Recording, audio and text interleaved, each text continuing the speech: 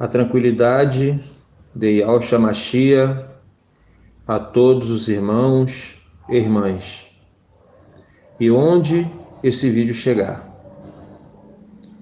Primeiramente, peço a todos que antes de prosseguir com esse estudo, orem em espírito ao Eterno Yahweh, para que o Pai dê o entendimento espiritual e que esteja com a sua Bíblia em mãos para que possa acompanhar. Amados, renove o seu entendimento. E esse estudo é com o nosso irmão Caleb. E que todos tenham um ótimo estudo. Assim seja. Olá, meus amigos. Olá, meus irmãos. É sempre um grande prazer poder trazer essas mensagens aqui, porque eu tenho certeza que essas mensagens elas estão dando frutos por onde elas têm passado. Aonde elas têm chegado, elas têm produzido mudanças. E eu quero trazer uma mensagem que eu tenho certeza que vai falar muito ao seu entendimento. Eu quero falar sobre a parábola da figueira, que está descrita em Lucas 13. Essa parábola ela é interessantíssima, porque aqui o Messias está falando algo que, infelizmente, muitas pessoas até hoje elas não entenderam. Por quê? Porque as pessoas elas continuam ainda reverenciando figueira sem fruto. Elas continuam reverenciando figueira que não serve para nada, a não ser queimada e pisada pelos homens. Porque aqui o Messias, no verso 6 de Lucas 13, ele começa dizendo assim: um certo homem tinha uma figueira plantada na sua vinha. Em Marcos 12, a gente vê ali que essa vinha era o quê? Era o território de Israel. Era o local onde o Pai determinou que o povo de Israel viveria, para que ali ele pudesse fazer uma obra no meio daquele povo. E ele derramou sobre aquele povo o seu talento, ele derramou sobre aquele povo o seu azeite, para que aquele povo pudesse ser um povo separado da terra e um povo exemplo, que, por ser guiado pelo Criador do Universo, seriam pessoas melhores, seriam pessoas cujo restante da humanidade iriam querer ouvir os seus conselhos, iriam querer se achegar perto para poder ter uma vida melhor. E sabemos que não foi exatamente isso que aconteceu. Isso é um fato que infelizmente não é muito dito, porque se disserem isso, cai por terra todo esse sistema religioso que está hoje aí. Porque se nós pararmos para analisar, a maioria dos templos religiosos, não só evangélicos, mas várias religiões que existem, elas são baseadas na onde? Elas são baseadas em Israel, as práticas e liturgias de Israel. Por que são baseadas lá? Porque lá foi o povo escolhido onde o Pai derramou o seu pão. Então hoje, pelo fato de o povo, como na parábola do rico e do Lázaro, está descrito que aqueles homens deram migalhas para o povo, muitas pessoas que saíram de lá espalharam essas migalhas, e por isso que a palavra do Pai está tão dilacerada, espalhada, e as pessoas não conseguem juntar o quebra-cabeça justamente por isso. Foram muitos fragmentos espalhados por todo mundo, e é só o Criador do Universo que consegue juntar esses cacos e trazer de volta às pessoas a racionalidade, a compreensão da sua verdade. Aqui no contexto, o Messias ele deixa claro que foi plantada uma figueira na vinha do Criador. Esse homem que ele diz que plantou uma figueira foi o próprio Criador, que escolheu por intermédio de Abraão separar um povo na terra para que ele pudesse habitar nesse povo e transformar esse povo em um povo exemplo. Aí diz aqui que este homem, que no caso é representado pelo Messias, ele foi procurar nessa figueira frutos. Ou seja, quando o Pai ocupa o templo que lhe foi cabido, que é o Messias, por isso o ungido, Deus conosco, ou seja, o Pai desceu, habitou aquele templo para falar com o povo. Quando ele chega, ele não acha fruto naquele povo. E aí, disse ao vinhateiro: eis que há 3 anos eu venho procurar fruto nessa figueira e não o acho. Então corte-a, porque ela está ocupando espaço na terra. Ou seja, a gente percebe aqui que o Messias, como segunda pessoa, como homem, ele comprovou, né, através do Pai que nele estava, que Israel recebeu a palavra do Pai, mas não dava frutos. Eles guardaram a palavra do Pai dentro de si e não praticavam de fato as obras que precisavam praticar, que é a obra de amor ao próximo. As leis do Criador, elas não servem para mais nada se não for para praticarmos a obra de amor ao próximo. É só teoria, que é o que nós vemos hoje muito, né? Espalhado pelas esquinas, muita teoria, muita gente religiosa, pouca atitude. E ele continua dizendo: respondeu então o Senhor: deixa mais este ano, até que eu escave e a esterque. Ou seja, aqui é uma conversa entre o Cristo homem e o espiritual, o Pai que nele habitava. Se der fruto, ficará, permanecerá. Mas se não der, eu mandarei cortar. Ou seja, não servirá para mais nada. Aí cai no que João fala, né, lá em Lucas, que ele fala que toda árvore que não der fruto, o Pai faria o quê? Lançaria no fogo, queimaria, que é o batismo de fogo, que o Messias lá é dito por João, né, que o Messias traria, o batismo com fogo, para queimar toda árvore que não dá fruto, e foi o que aconteceu com a figueira, com Israel. Por isso que o noivo, em caso de adultério, como disse o Messias em Lucas 16, ele pode separar de sua noiva, e foi o que o Messias fez, ele se separou de sua noiva, para que ela pudesse então ser queimada, ser árvore que não dava fruto. E é engraçado que quando a gente começa a ter uma compreensão das Escrituras, a gente percebe, por exemplo, que lá em Mateus 5, o Messias ele diz que o sal ele foi criado para salgar, né? Se ele for insípido, para que serve? Você vê que aqui em Mateus 5 ele está dizendo a mesma coisa que ele falou aqui em Lucas 13, na parábola da figueira. Em Lucas 5 ele está deixando mais claro ainda, ele está dizendo assim: o povo de Israel recebeu o pão do Pai, a verdade, para salgar, para ser exemplo para o mundo. Só que estavam sendo insípidos, não estavam salgando. Aí ele fala: se é assim, não presta para mais nada a não ser jogado fora e pisado pelos homens. O mesmo que lá ele fala, para cortar a figueira, não dá fruto, corta. O mesmo que João fala em Lucas, que o batismo de fogo, ou seja, aquilo que é palha, aquilo que não é verdadeiro, que não é ouro, que não é rico, que não é poderoso, que não é verdadeiro, é queimado.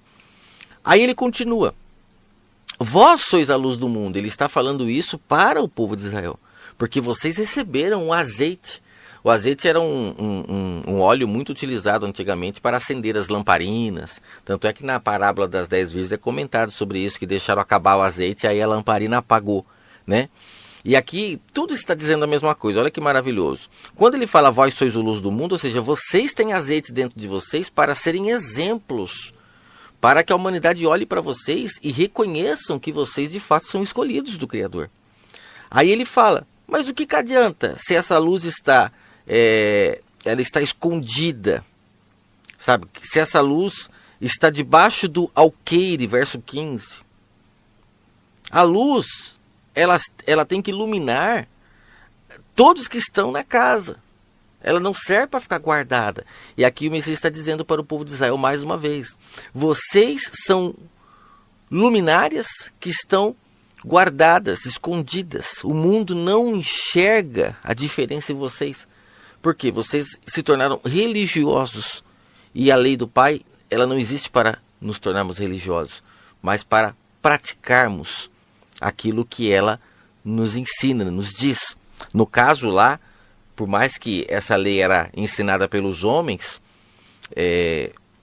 hoje nós temos o Espírito Santo para nos guiar e para nos ensinar. Por isso que ele fala que os verdadeiros adoradores agora são os que adoram o Espírito e verdade, ou seja, que são capazes de ouvir a voz do Espírito Santo e praticar a sua vontade e não ser luz que fica escondida, não ser sal que não salga. Esse tipo de gente vai ser naquele grande dia deixado lá de fora, como ele fala em Mateus 25. são aqueles que viram pessoas com fome, com sede, com frio e nada fizeram, apenas eram religiosos. Né? Tem uma passagem, não me lembro agora o contexto, mas você sabe que eu estou falando a verdade, que ele fala que os últimos naquele grande dia serão os primeiros. Né? É a passagem lá que ele fala sobre a parábola de não querer se assentar no primeiro lugar, né? Para que não passe vergonha naquele grande dia. E tem muita gente se assentando no primeiro lugar, como Ananias e Safira, como eu gravei esses dias. Pessoas que passam para o mundo uma imagem de que são íntimas do Pai. Quem olha fala, poxa, esses aí são íntimos do homem, né? Só que naquele grande dia o Pai vai mandar esse povo ir para o final, porque usavam seu nome em vão. Porque no dia a dia não tinham obras, não tinham as boas obras que Paulo fala lá em Efésios 4. As obras que não salvavam, eles sabiam muito bem praticar. Mas as obras que salvam, que é o que Tiago fala no capítulo 2, que são aquelas que fazem a fé não ser morta, que trazem vida para a pessoa, essas obras, infelizmente, poucas pessoas conhecem ou praticam. Porque para praticar essas obras, você precisa estar vivo espiritualmente. Nenhuma pessoa que está morta em seus desejos carnais, ela consegue amar ao próximo. Ela consegue dividir o que ela tem. Ela consegue tirar de si para dar para o próximo. Ninguém que está morto consegue fazer isso. Somente os vivos conseguem. Os vivos, eles repartem o que têm. Os mortos, eles multiplicam o que têm. Por quê?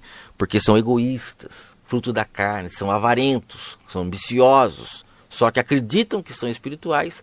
Por quê? Porque existe hoje uma grande apostasia sobre a terra que chama de espiritual ou de santo aquele que frequenta uma religião, aquele que não falta nos cultos. Esses são os íntimos de Deus, quando na verdade os íntimos de Deus são aqueles que neste momento estão espalhados por aí dando um prato de comida para quem precisa, que estão nesse momento fazendo bem para quem está precisando. Esses são os íntimos de Deus.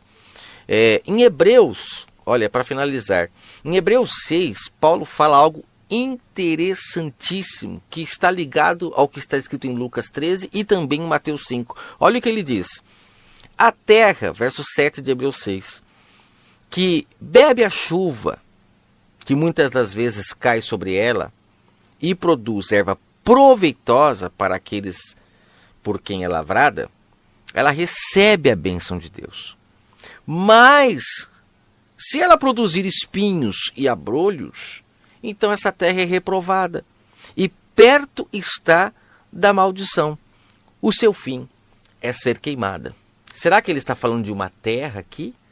Literalmente, ou ele está falando de pessoas? Ou ele está falando de figueiras? Figueiras que não dão frutos, que serão queimadas. Por quê?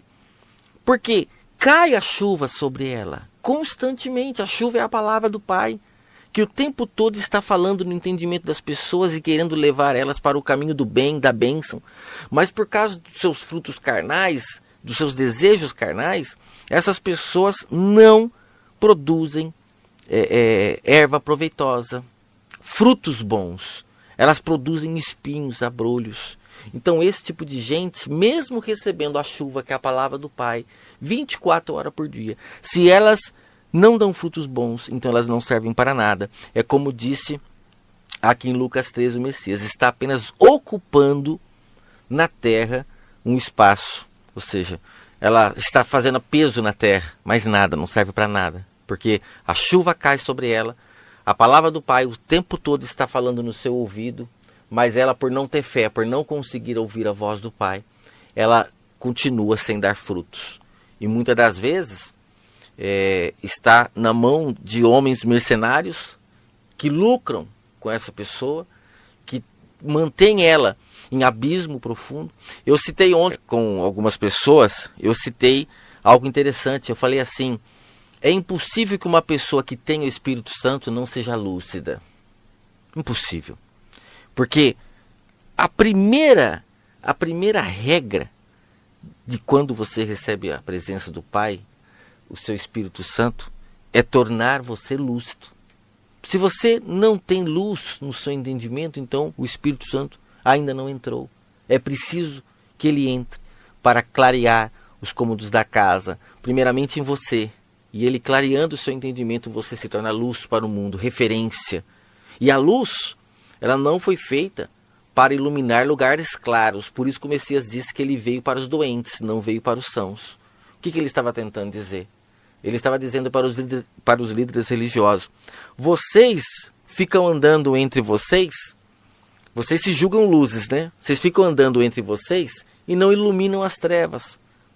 Eu vim para andar com os ladrões, com as prostitutas, com pessoas ruins, porque são essas que precisam de médico, essas que estão doentes.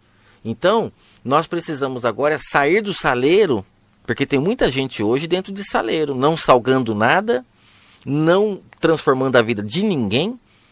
Ficam lá, todos os dias, nas suas práticas rituais, cultos semanais, e nada acontecendo. São árvores infrutíferas, são luzes que não iluminam, é sal que não salga, é terra que não recebe a chuva, que não dá fruto, só dá espinho. Mas estão lá, acreditando que estão por cima da carne seca, né? Como que se diz aí, uma frase popular.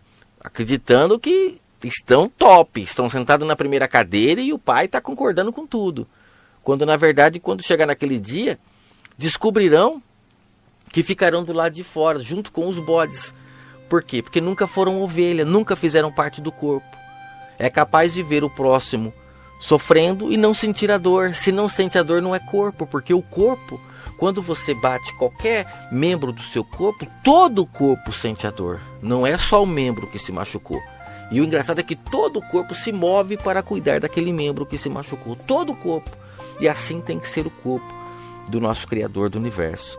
Fique com essa mensagem, que o Pai possa falar grandemente no seu entendimento. Que sejamos terras frutíferas, terras proveitosas, que ao cair a chuva, que nós possamos produzir frutos maravilhosos para o próximo.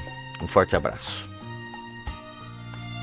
Amados, que Al seja louvado para todo sempre, assim seja.